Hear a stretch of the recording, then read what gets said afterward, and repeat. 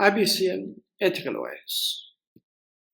The reverse osmosis, a corporate dark value, a 100-year blueprint for Indian foundations. Corporate norm, corporate management orbiter mission. Copyright, Corporate MOM, Corporate Management Orbiter Mission.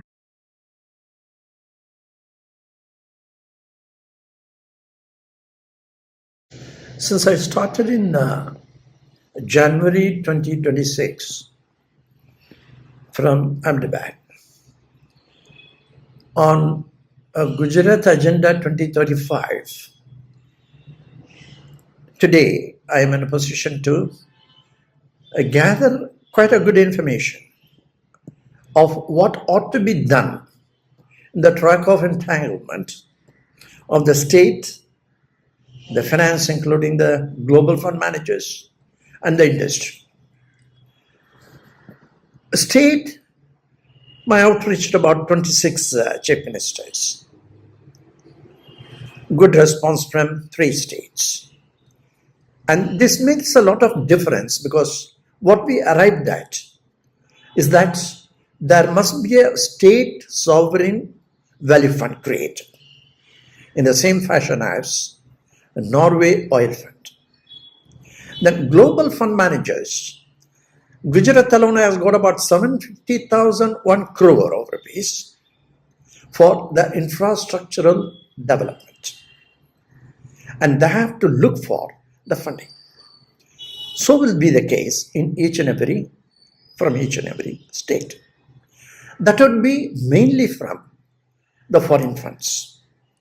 This is going to make a huge difference in Vibrant Gujarat 2024. I have the priority done for 4 issue areas. The top of the list was investor assurance. We have to give the investors, Aditi Devo Bhava. We invite them to invest in our country. If we are not able to give the returns, that fund viability is going to disappear. As it has happened for IDBI and ICCI as a development, SECA also as a development institutions. Same thing will happen. They will disappear, they will not come to you. You got to give the assurance. That is number 1. Number 2, actually. Then the industry has to improve upon. In terms of there is a dark value to the extent of 35 trillion, 35T. You got to remove it. And every company has got a lot of it. And then only that is the DVR, dark value reduction. Number 2 is accelerated value reduction. Step number 2, if once you are able to remove the DVR. That is, you got to accelerate your profits and growth.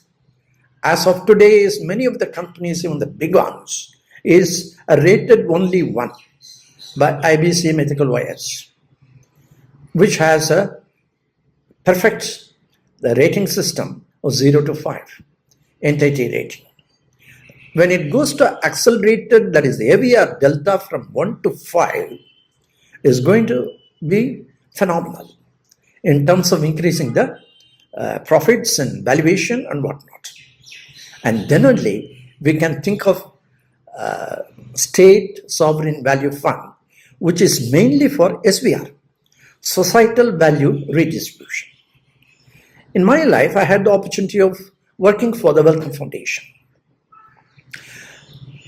The connected to it is the Wellcome Trust. Wellcome Foundation had disappeared. They have sold it off. Wellcome Trust remains.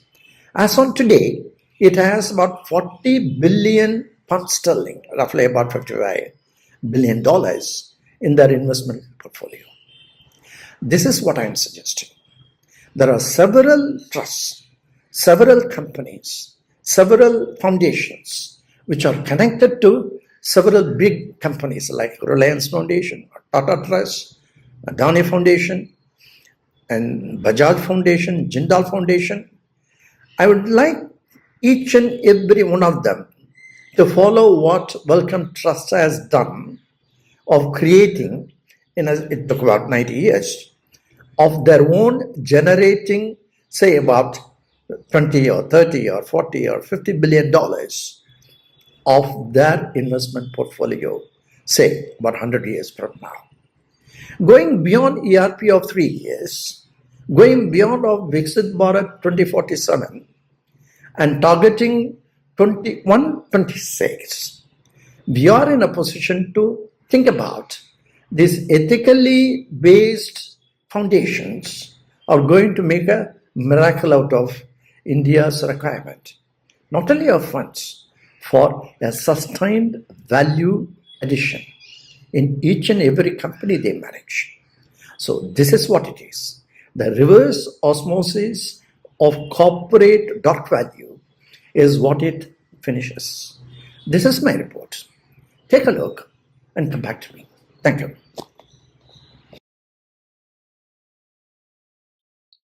Executive summary.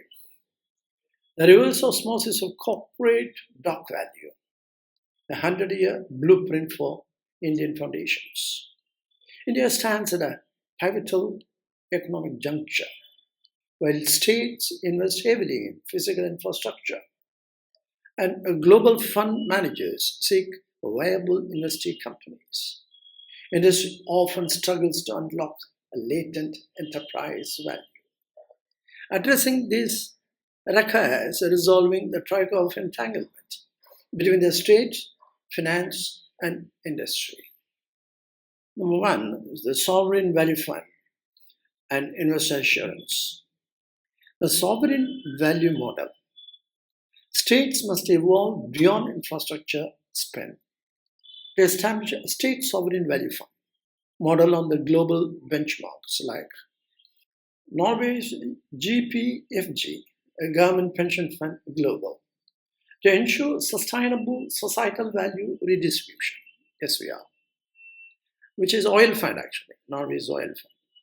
Investor assurance, Atiti Devo Bhava.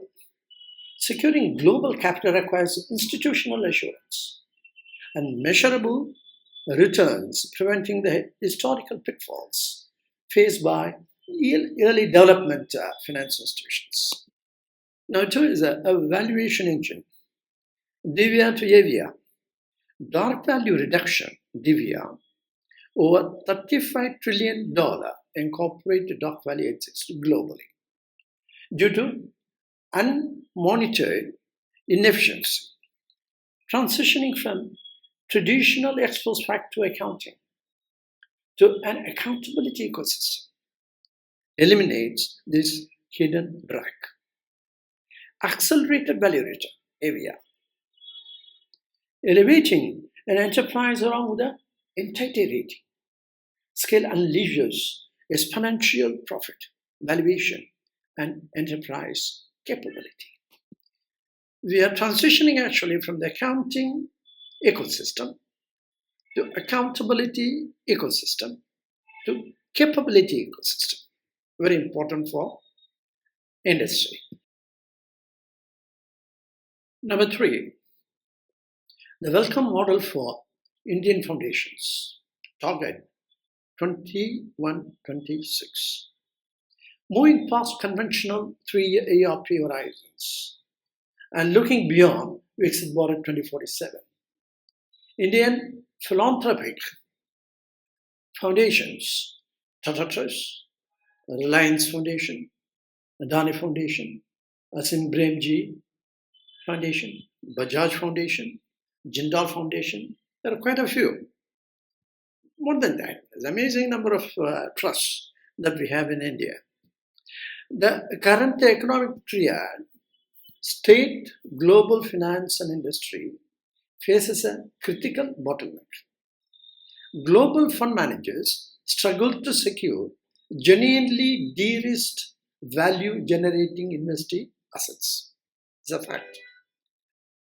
Industry remains constrained by traditional metrics, leaving an estimated $35 trillion in dark value, inactivity, unrealized potential, unaddressed globally.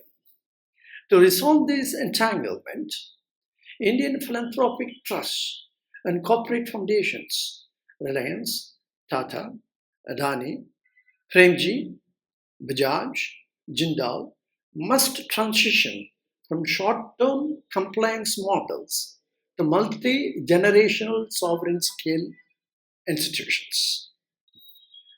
The three-pillar framework: dark value reduction, DVR, transitioning from standard accounting systems to dynamic accountability ecosystems, eliminating latent institutional friction unlocks baseline valuation.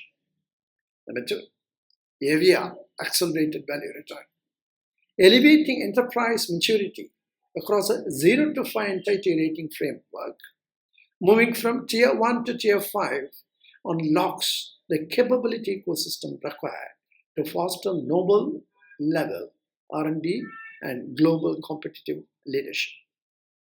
Number three, societal value redistribution, SVR, establishing state sovereign value funds modeled on global benchmarks like Norway's GPFG and the Wellcome Trust to reinvest dynamic returns into sustainable long-term societal equity. The 100-year vision looking toward 2126. So Henry Wellcome's 1936 legacy separated enterprise operations from perpetual trust governance, scaling the Wellcome Trust into an independent, more than 40 billion pounds sterling research engine. Indian foundations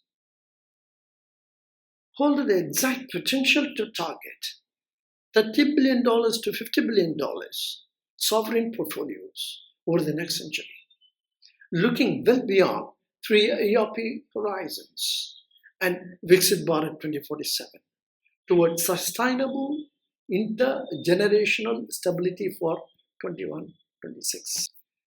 Governance architecture and validation.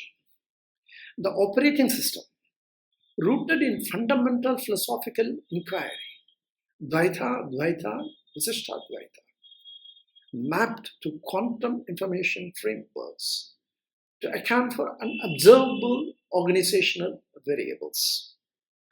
Stress-tested logic, validated through 1600 plus structured Socratic dialogues against high parameter logic engines to verify mathematical and ethical resilience. I converted the comprehensive deep dive findings into a synchronized video format with full transcript integration for targeted review by state, finance, and foundation leadership. Watch the deep dive video and synchronized briefing that follows. Please take a look at this page. The Wellcome Trust is a global charitable institution.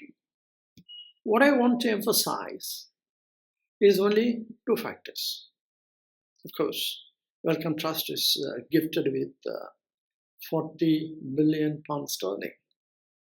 But the most important number two is that its commercial wing, the Wellcome Foundation, where I had the opportunity for working, so I can very boldly say so to you. They produce, the commercial wing produced 5 Nobel laureates in medical research. So that is the most important thing which I would like to bring to your attention, to all the foundations. The foundation is, that's what I said about the reverse osmosis of corporate dark value. If we are in a position, the only possibility of removing the dark value and introducing an ethical value system within the commercial wing is the foundation. Because the foundation is based on ethical values. That is the purpose. Picture something for a second. Try to hold this really specific image in your head for me. All right, we're ready. Okay, so it's a quiet morning in a small, peaceful village near Coimbatore, India. Okay, setting the scene. Yeah. And there's an 83-year-old accountant sitting at his computer. He lives there with his 76-year-old wife. The setting is just completely tranquil, right? It's almost entirely removed from the chaotic hum of modern commerce. Right, it sounds very idyllic. It is. But what this man is drafting on his screen is not like a memoir. It is not a gentle reflection on a long career. Oh, definitely not. No, he is architecting what might actually be the most complex, aggressively radical financial and ethical blueprint of the century. It's seriously wild when you look at the scale of what he put together. Right. And he isn't sending this to a local community board or some, niche academic journal. Not at all. He is taking this incredibly dense manifesto, hitting send, and firing it directly at the absolute titans of global finance. The audacity of his recipient list is just something to behold. I mean, we are talking about a direct, unsolicited transmission to the very apex of global capital. Seriously. He's messaging the CEOs, the heads of Asia Pacific, the managing partners at KKR, Blackstone, EQT. Just the heaviest hitters. Yeah. And he's targeting TPG, Bain Capital, General Atlantic, the Carlyle Group. He's going after the World Bank, the Asian Development Bank, the International Finance Corporation. Which is just a staggering list of institutions to cold email, basically. Exactly. And he doesn't stop there. He's contacting the Reserve Bank of India, the Securities and Exchange Board of India, which is SEBI, and the Comptroller and Auditor General. And on top of all those financial and regulatory giants, he is specifically targeting massive philanthropic entities, too. Right. Entities like the Tata Trusts, the Reliance Foundation, the Adani Foundation. It literally reads like a manifest of the entities that dictate the flow of wealth and regulatory power on Earth. I mean, if you wanted to fundamentally rewire capitalism, this is exactly the room you'd need to lock the doors on. So true. And the document he is sliding under those doors is titled Foundation Enterprises Stability, Accountability Ecosystem, Integrating Finance Industry State. It's a mouthful, for sure. It really is. But we actually have a stack of these direct communications and the underlying manifesto right in front of us. We do. And our mission for today's deep dive is to unpack this blueprint. Because what this 83-year-old architect is proposing is a total paradigm shift in how corporations and philanthropic foundations interact. A complete 180 from how things currently work. Exactly. He's arguing for a shift away from retroactive charity, where a company extracts value, makes a total mess, and then donates a tiny fraction to clean it up. Right, the classic model. Right. And he wants to replace that with what he calls an ex-ante ethical operating system. And this is the kicker, a system he claims will unlock an estimated $35 trillion in hidden global value. 35 trillion.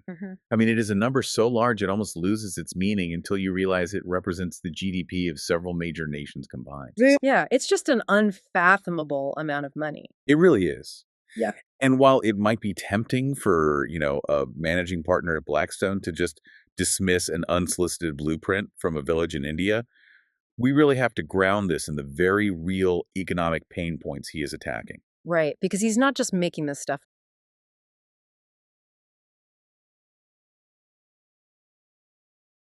No, Yep. absolutely not. The author is pointing at a gaping hole in the whole of global finance. Current corporate governance is highly reactive. Totally. And more importantly, the way we measure a company's worth is fundamentally broken because we have no credible way to measure intangible assets. You mean things like culture, ethics, human potential, that sort of thing. Exactly. And he is basically offering the proprietary mathematics to plug that massive hole. Okay, so let's figure out where this guy's coming from, because he anchors this massive theory in a very specific real-world historical precedent. Right. His own background. Yeah. He takes us back to his own time working in the pharmaceutical industry in the 1980s, specifically his tenure as the finance director of Welcome Nigeria. And that is a crucial starting point for this whole thing. At the time, he was reporting to Bill Castell in the UK, who, by the way, would later be knighted as Sir William Castell and retire as the chairman of the Wellcome Trust. So, if I'm understanding the history here correctly, the dynamic of the Wellcome organization was highly unusual for its time. Very much so. You had the Wellcome Foundation, which, despite the name, was essentially running the commercial pharmaceutical industry side of things. Yeah. But the ultimate beneficiary of all that commercial success was the Wellcome Trust, which was a philanthropic entity. Yeah, that structural relationship is really the seed for his entire proposal. The commercial entity fueled the foundation, Hmm. and the scale of that success was just monumental. How big did it actually get? Well, the Wellcome Trust eventually amassed a corpus of more than $40 billion dedicated heavily to medical research. Wow, 40 billion. Yeah. And under Sir William Castell's leadership, 2 of his directors actually won Nobel Prizes in the exact same year. That's insane. It is. The trust eventually sold off its shares in the commercial pharma business, which evolved into GlaxoWellcome and later GlaxoSmithKline. Okay, I recognize that name. Most people do. But the author looked at that engine, a massive commercial enterprise tethered to a philanthropic core, and he saw a prototype for an entirely new global operating system. But he's not just saying, hey, let's build more companies that happen to be owned by charities, right? It's much deeper than that. Yeah. Because he is pitching a really profound shift to modern philanthropic giants like Mr. Noel Tata at the Tata Trusts. He wants to move completely away from the traditional corporate social responsibility model, or CSR. Because traditional CSR is inherently sequential. It's what we call ex post facto. Meaning it happens after the fact. Exactly. A corporation goes out into the world, it operates. Maybe it operates ethically. Maybe it extracts resources aggressively. Maybe it burns out its workforce. Usually a mix of all three. Right. But regardless of how it happens, it generates a profit. Once that profit is secured on the balance sheet, the corporation takes a tiny, tiny percentage of it and funnels it into a foundation to basically give back to society. It's basically the exhaust pipe catching the good deeds at the very end of the corporate engine. That is a perfect way to visualize it. Like you drive the car wherever you want, however fast you want, and the charity just tries to scrub the emissions before they hit the atmosphere. Yes, exactly. It's totally retroactive. The author is proposing the exact inverse of that dynamic. He calls it a reverse osmosis principle.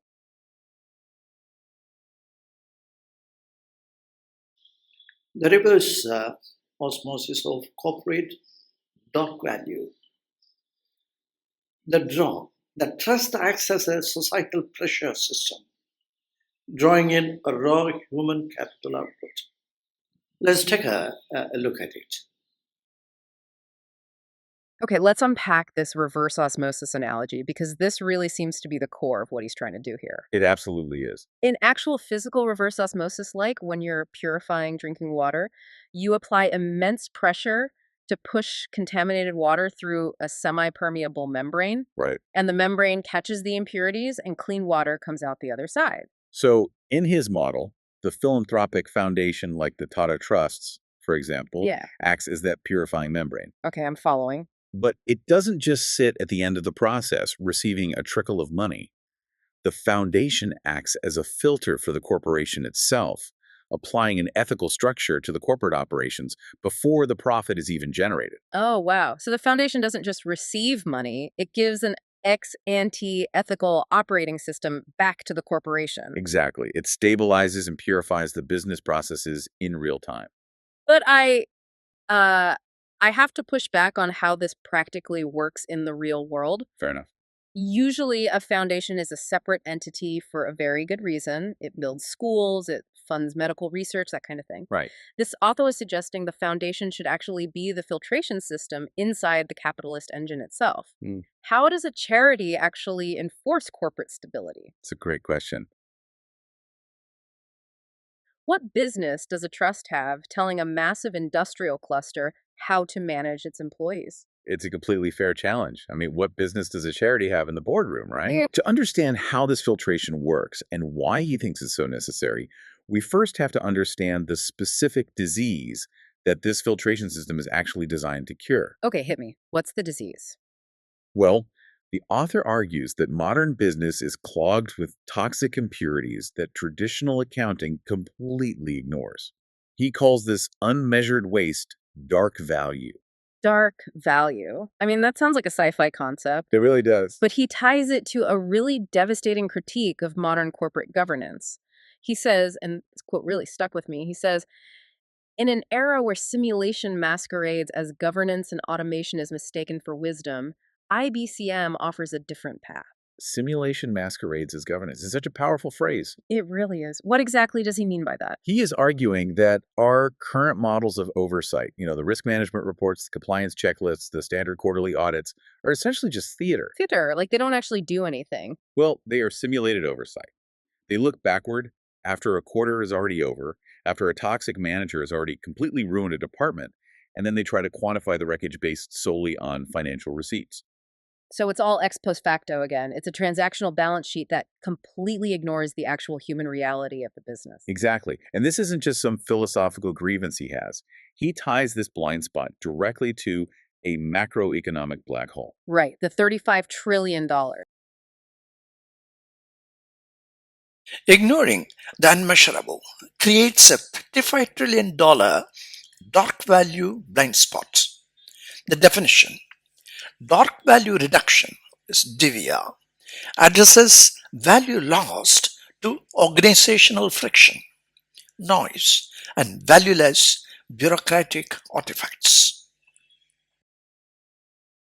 Yes, he cites a highly influential 2010 study by economists Carol Corrado and Charles Hulton. They looked at the United States economy and estimated that in the year 2007 alone, by omitting investments in intangible assets, roughly $4.1 trillion was excluded from published national accounts data. Wait, $4.1 trillion is invisible to the ledgers Completely unrecorded. in a single year, almost 2 decades ago. That's insane. Yes.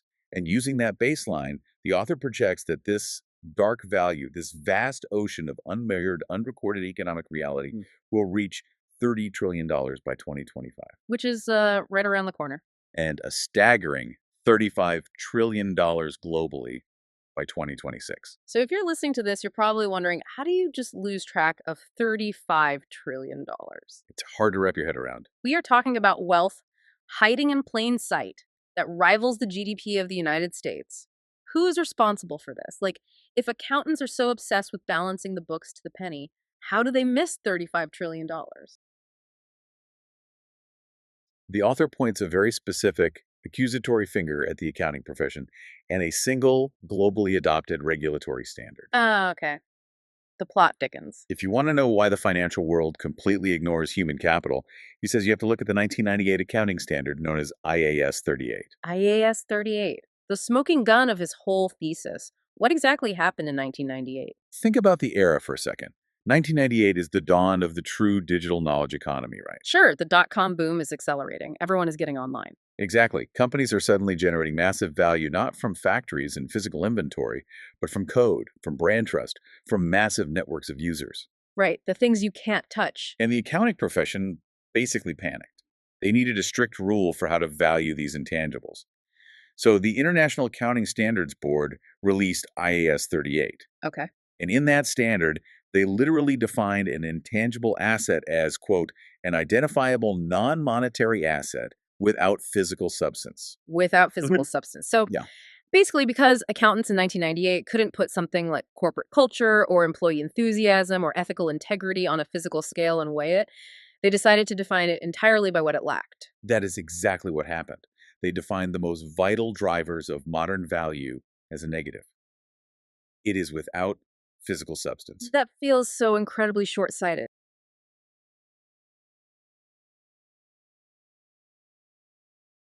The author even notes that the standard was initially released without properly defining the word intangible itself, which obviously led to massive confusion. I can imagine. Because of this flawed, physics-obsessed definition, he argues the auditing profession has completely lost its grace.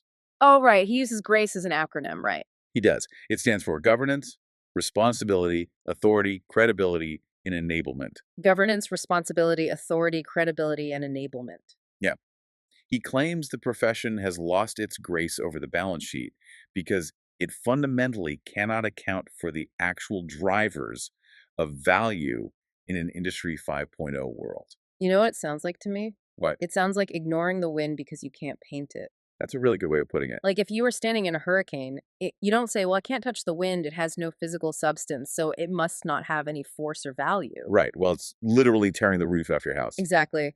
If we are dealing with AI, digital ecosystems, and these massive service sectors, defining an asset purely by its lack of physical form just feels dangerously archaic. It is archaic. I mean, think about the most valuable companies on Earth right now.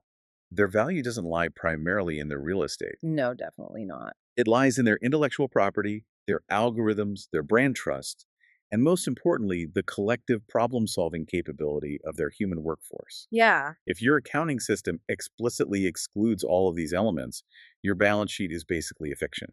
So if IS 38 is the disease, this forced legal blindness to human capital, what is the cure? Well, you had to build one. Because if IAS 38 prevents accountants from looking at intangibles, then this author couldn't just invent a new accounting rule. He had to invent an entirely new physics of value, basically. Yeah. Is that what his proprietary solution, IBCM, actually is?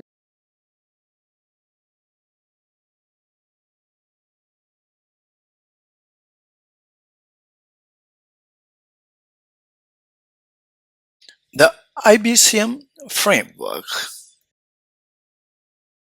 That is exactly what it is. He offers a methodology he has copyrighted called the IBCM Ethical OS. Which stands for inactivity-based cost management. Let's really dig into this because inactivity-based cost management sounds like an oxymoron to anyone who has ever taken a business class. It does sound a bit contradictory at first. Because traditional accounting measures activity, right? Measures what actually happened. If a factory produces 1,000 widgets, there's a cost associated with the raw materials, the labor, the electricity. Right, and the author acknowledges this. He says activity has a cost incidence. Okay, cost incidence. But here is the brilliant inversion of his logic. While activity has a cost incidence, he argues that human inactivity results in a cost consequence. Activity has a cost incidence. Inactivity results in a cost consequence.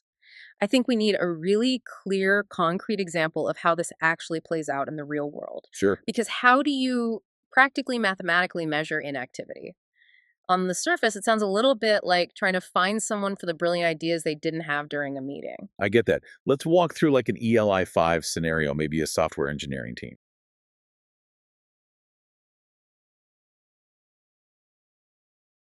Perfect. Imagine you have a team of 10 highly paid software developers.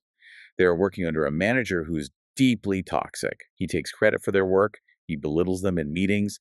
He just creates a culture of total fear.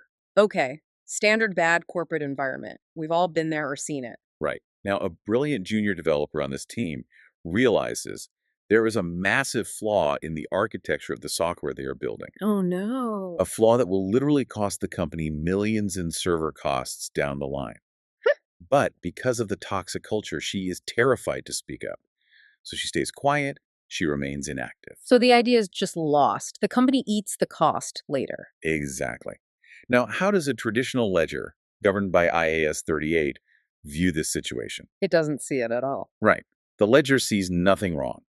The 10 developers logged their 40 hours, the payroll was met, activity occurred, lines of code were produced, because nothing physical happened, because no cash was stolen. Traditional accounting sees zero cost. But the reality is that the company just bled millions of dollars in future value purely because of that silence. That is the cost consequence of human inactivity, is the creation of dark value. The human potential was totally wasted. The IBCM philosophy says you cannot wait for the server cost to explode a year later to realize you have a problem. You have to measure the environment that caused the inactivity in the first place. And his mantra regarding this cost consequence is super urgent in the texts. He says corporations must measure it now, like real time. Yes. But I'm still stuck on the bridging mechanism between human psychology and the accounting ledger. How so? Well, you can't just put a line item on a balance sheet that says, junior developer was sad, minus $1 million. You can't, which is exactly why he introduces the subject-object self-governance framework, or the SOS governance framework. Okay, he likens this to an ODI cricket dashboard, right? He does. For anyone listening who doesn't follow cricket, a one-day international match has this constant real-time dashboard showing the run rate, the required run rate, the performance of the batsmen and bowlers, ball by ball. It's totally instantaneous feedback. And he wants to bring that to corporate ethics. Right. He envisions an automated internal accountability ecosystem for every single unit within a company. So no more waiting for the quarterly report. Exactly. The goal is to eliminate the need for delayed external due diligence reports, which usually just show up way too late and result in massive valuation markdowns anyway. Yeah, the damage is already done by then. Instead, the SOS dashboard provides instant performance visibility on the qualitative elements of management. So what exactly is on this dashboard? If it's not financial receipts, what are they actually measuring? Well, he recommends that regulators mandate a conduct of people knowledge database. He completely dismisses traditional internal audits as passé.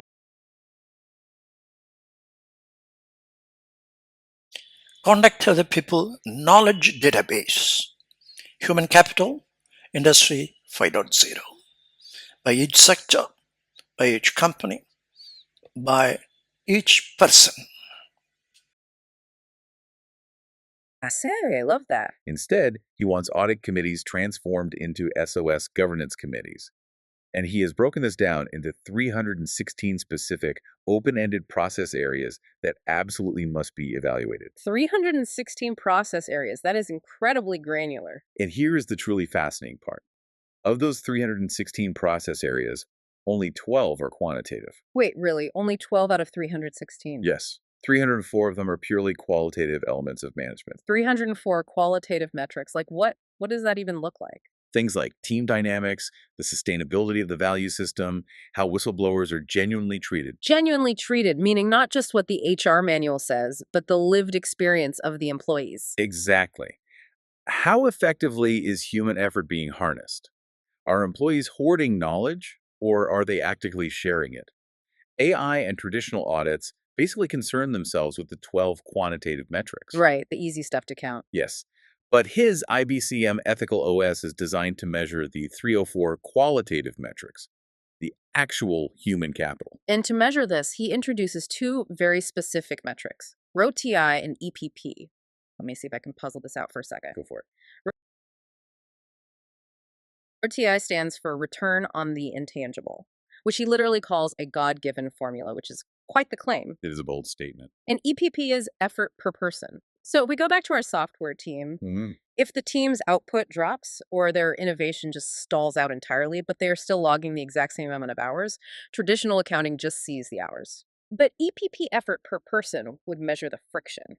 It measures the delta between the time spent and the actual human effort effectively harnessed. Is that right?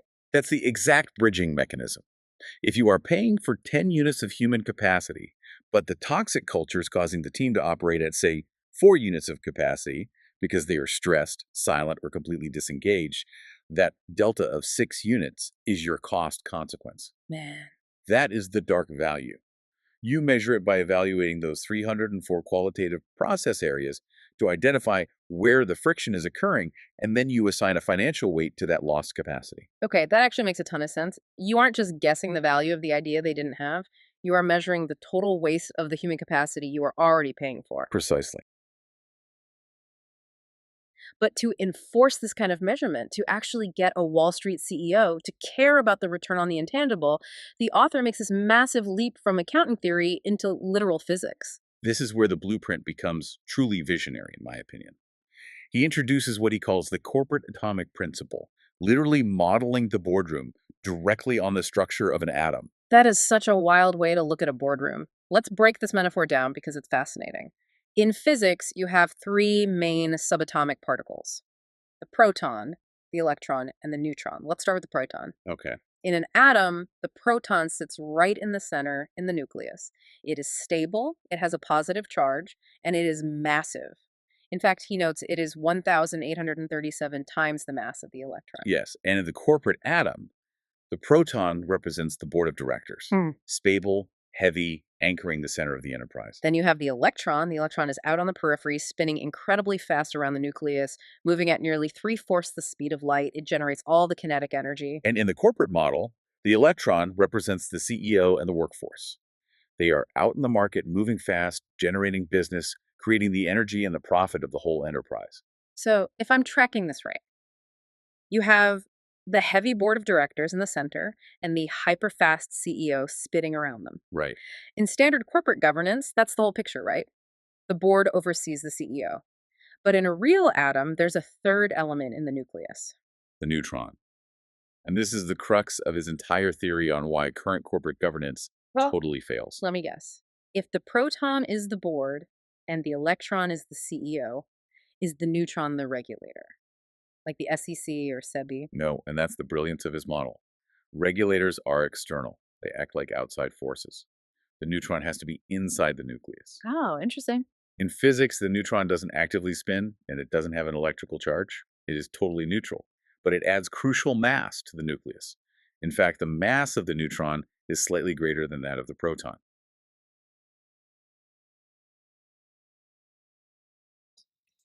Corporate norm, sustainability of corporate stability. Corporate norm is corporate management orbiter mission. Corporate is central pillar of global economy, but collectively, the current ecosystem has made it unstable. Make it stable. Mission is to make sure sustainability of corporate stability is ensured. That is the purpose. There is no different opinion among any as to stabilize the corporate management. The key word is sustainability. That is a sustained corporate stability. Okay, let's look at the physics of that for a second. Yeah. Why does a nucleus even need a neutron? Why can't a bunch of protons just hold the electrons in orbit by themselves? Because protons have a positive electrical charge. If you put a bunch of them together in a nucleus without neutrons, the electromagnetic force causes them to violently repel each other. So the nucleus would literally tear itself apart. Exactly. Oh. The neutrons provide what's called the strong nuclear force. They add pure mass without charge, which binds the protons together and prevents those hyperfast electrons from flying off on a tangent.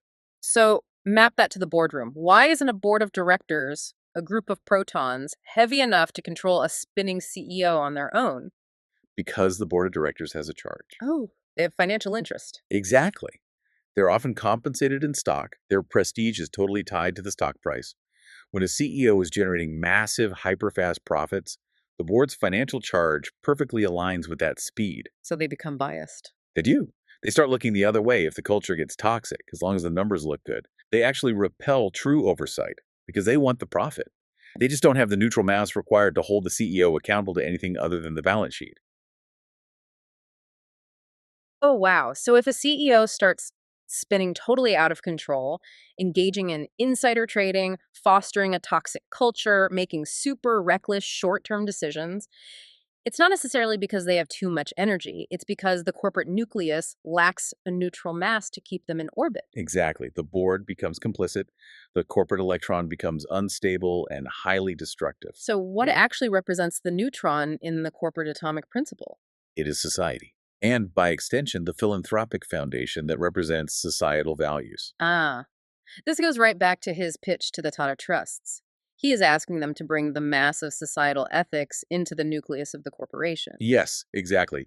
He explicitly states in the text, quote, make Tata Enterprises stable by taking the second electron position in the Tata Enterprises corporate atomic structure. Wait, second electron position? Yeah. Now, the text uses second electron position here, which might be a slight conflation of his own metaphor, to be fair, but the physics intent is very clear. He wants the foundation to step inside the atomic structure of the corporation. Right. By implementing the IBCM ethical OS, the foundation provides the neutral, uncharged mass of ethics. It forces the board to look at those 3 and 4 qualitative metrics. It binds the nucleus and stabilizes all that corporate energy. So the foundation isn't just like catching the exhaust of capitalism anymore. No, not at all. It is fundamentally altering the physics of the boardroom. It provides the stabilizing mass that prevents corporate implosions. It acts as the semi-permeable membrane in that reverse osmosis process we talked about. Right. It filters the decisions before they become actions. And he argues that if a foundation like Tata Trusts does this, it directly advances their charitable objectives, right? Absolutely. Because preventing harm to human capital and maximizing human potential ex ante is vastly more effective than trying to clean up poverty or environmental damage ex post facto. They convert volatile industrial clusters into stable valuation clusters. Yes. Okay, I have to say, this is philosophically beautiful. The physics analogy is profound. But let's ground this back in the very hard reality of those global fund managers he actually emailed. Let's do it. If you are Gaurav Trahan at KKR or Mit Dixit at Blackstone, You aren't paid to be a quantum physicist, Definitely not. You aren't paid to be a philosopher. You are paid to generate absolute maximum returns for your limited partners. That is their only job. So you're probably listening to this and thinking, how does this actually make money? Does a private equity firm really want a charity in their boardroom measuring the feelings of their junior developers? Is this just a massive tax on efficiency in the name of ethics? That's the instinct, right? Yeah. But it is the exact opposite of a tax. The author completely anticipated this exact friction point with capitalist realities. Of course he did. Remember, we are talking about unlocking $35 trillion in dark value. Right, the hidden money. To explain how this wealth is realized and distributed, he introduces two things, the AVR delta and the royalty trigger. AVR meaning accelerated value return. Let's walk through the economics of this. The economics are based strictly on incremental valuation. He is incredibly explicit in his communications to these billionaires. Royalties are paid never on cash transfers, only on new value unlocked. Okay, so let's imagine a scenario to test this out. Blackstone buys a massive logistics company. Okay. They implement the IBCM ethical OS. The foundation steps in, acts as the neutron, stabilizes the culture. The toxic managers get removed. The supply chain employees stop hoarding ideas. Efficiency skyrockets. And suddenly, over a year, the company's valuation jumps by an unexpected $1 billion. A very realistic scenario under this model. So they unlocked $1 billion in previously hidden dark value. How is that new $1 billion actually distributed? The lion's share, 90%, is retained by the enterprise and the investors. 90%. So Blackstone keeps $900 million of that newly generated value. Yes. Yes. Okay, well, that answers the private equity question pretty quickly. 90% of a newly unlocked $1 billion is infinitely better than 100% of zero. Exactly. They have a massive financial incentive to adopt this. They keep the vast majority of the upside. But what happens to the remaining 10%? This is where the societal benefit is hardwired into the model, converting it from pure capitalism to a true accountability ecosystem. 5% goes to a state sovereign value fund. What does he call that again? SVR, Societal Value Redistribution. It's basically an equity stake that the state can use to fund MSMEs, micro, small, medium enterprises, and broader societal infrastructure. So we have 90% to the investors, 5% to the state. There is still 5% missing. Let me guess. Does that go back into a bonus pool for the employees who generated the value? It's a really good guess, but no. The final 5% is allocated to the licensor or implementer of the IBCM ethical OS. The licensor. So, Yeah. wait, the 83-year-old accountant who copyrighted the system gets a 5% cut of global corporate growth. That would make him the richest man in human history. It absolutely would. But remarkably, he states in his communications that he is completely surrendering his rights to the state or to the foundations that adopt the system. You're kidding. No. He literally says, quote, I am the licensor today and I surrender my rights to the state that adopts IBCM OS. He is suggesting that licensees like the Tata Trusts become the main implementers. Wait, let me make sure I fully grasp this because this is huge. Yeah.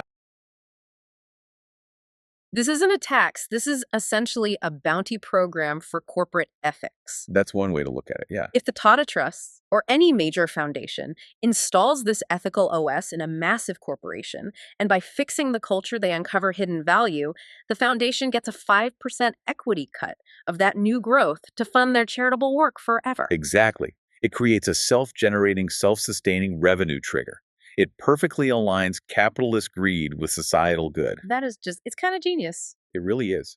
The investors make 90% more profit, the state gets 5% to build infrastructure, and the foundation gets 5% to fund its mission, completely eliminating the need to ever beg for traditional CSR donations again. But, we have to address the utopian critique here. Sure, let's hear it. This all sounds incredibly ambitious, mathematically elegant, but almost impossibly utopian.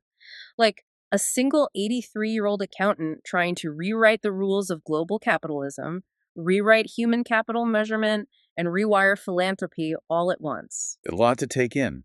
Is this just the brilliant, eccentric theory of an isolated thinker, or does this actually hold water under rigorous scrutiny? The ultimate stress test, validated by superintelligence. The IBCM ethical OS is not merely academic theory. its qualitative elements of management and ethics were aggressively pitched against Elon Musk's Grok XAI, one of the hardest, most uncompromising logic engines on the planet. Across 1352 rigorous Socratic dialogues, the AI validated the methodology for qualitative management in the quantum era. The AI didn't break the philosophy, it actually crystallized it. Well, this is perhaps the most modern and frankly surreal twist in this entire story. Yeah. He didn't just write this in a vacuum and hope the math worked. He subjected his methodology to extremely rigorous adversarial testing. But who do you test this against? You can't test it against a panel of human accountants. They're all trained in the IS-38 mindset that he is actively trying to destroy. Which is exactly why he didn't use humans. What do you mean? He stress tested the qualitative elements of his management and ethics framework against superintelligence. Specifically, he engaged in Socratic dialogues with Elon Musk's Grok, the logic engine developed by XAI. He pitched a theory about human ethics and corporate culture against an AI known for being one of the most uncompromising data-driven logic engines on the planet. He did. And how many times did he run this test? The blueprint notes he stress tested it 1,352 times. And he later updated that figure in his documents to 1,574 Socratic dialogues. 1,574 times. Yes. He relentlessly fed the qualitative elements of human management, the concepts of dark value, the mechanics of IBCM, and the corporate atomic principle into the AI just to see if the logic would break. He was essentially trying to find a mathematical or logical flaw in his own reasoning, and did the AI break it? According to the documents, no, it didn't. Wow. Grok explicitly validated the methodology for qualitative and quantitative management in the quantum era. In fact, the AI went a step further and endorsed his specific proposal for how to implement this. Really? How did he propose implementing it? Today workshop, AI enable corporate fast track, corporate norm, corporate management orbiter mission. The author proposed a 2-day IBCM Ethical OS workshop designed specifically for global fund managers. And the AI analyzed this and noted, and I'll quote directly from his document here, a 2-day IBCM Ethical OS workshop for global fund managers is spot-on perfect format to map principles to investee companies and surface dark value gaps. Crisp 0.5 yearly scores as an ODI-style instant dashboard on profitability growth balance sheet coherence are practical. That is it's incredibly ironic. How so? We are talking about a system designed to measure the invisible value of human potential, ethics, and culture. Right. And it took a supercomputer, a literal artificial intelligence, to validate an 83-year-old human's theory on the fundamental value of those human traits. It's like needing a robot to prove to a boardroom full of humans that humans actually have souls, or at least that those souls have measurable economic value. It highlights the exact disease he diagnosed at the very beginning, doesn't it? It really does. We have become so reliant on automation, on simulation masquerading as wisdom, that we literally need an AI to tell us it is logically sound to value human inactivity and ethical culture. So let's look at the board he has set up here. He has the blueprint, he has the math, he has the AI validation, he has sent this to the biggest financial players in the world, and he's making direct demands to regulators too. Yes, very direct. He's telling SEBI in India to just scrap outdated internal audits and legally mandate these SOS governance committees. What happens if they just ignore him? What happens if the titans of finance delete the email and we just keep doing things the way we've done them since 1998? He is very explicit about the real-world stakes. If we don't adopt an ex-ante ethical operating system, the corporate electrons will just continue to fly off tangents. The nucleus will fail. And does he give examples? He does. He cites specific real-world failures that his OS would theoretically eradicate completely. What kind of failures? He points to events like the Nashik fiasco. He points to the highly controversial sacking of employees in supply chain management at TCS. Right. And he points to the persistent, unchecked reality of insider trading across global markets. Because those aren't just PR crises. They are massive bleedouts of dark value. Exactly.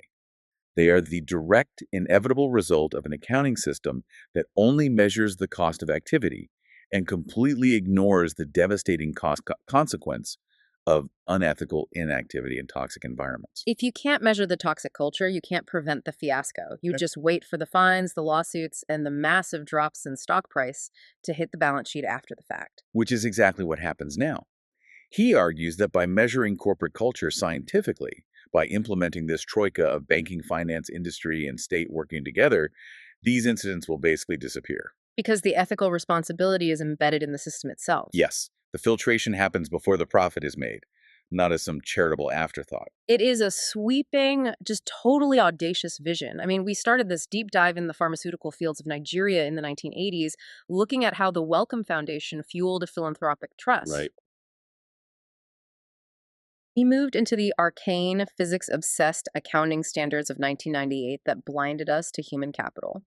We mapped the boardroom to the atomic structure of protons, electrons, and the crucial stabilizing mass of societal neutrons. It's quite the journey. And then we walked through the math of turning wasted human effort into a bounty program for corporate ethics. And we ended up in Socratic debates with cutting-edge AI supercomputers validating the economic worth of human culture. All from a single document. Right. And all of it was assembled by an 83-year-old accountant in Coimbatore, trying to give foundations a way to act as the ethical operating system for global mega corporations. It challenges pretty much every fundamental assumption we have about how we value human effort, how we govern corporations, and what the true purpose of philanthropy should actually be. Just think about your own workplace for a second. Whether you're listening to this in a cubicle, in a home office, wherever, think about your team, your office, your company. It's good exercise. How much dark value is hiding right there in the unmeasured efforts, the silenced good intentions, or the frustrated inactivity of your colleagues? Are you operating in an environment that is purely transactional, measuring only what can be seen and touched on a traditional ledger?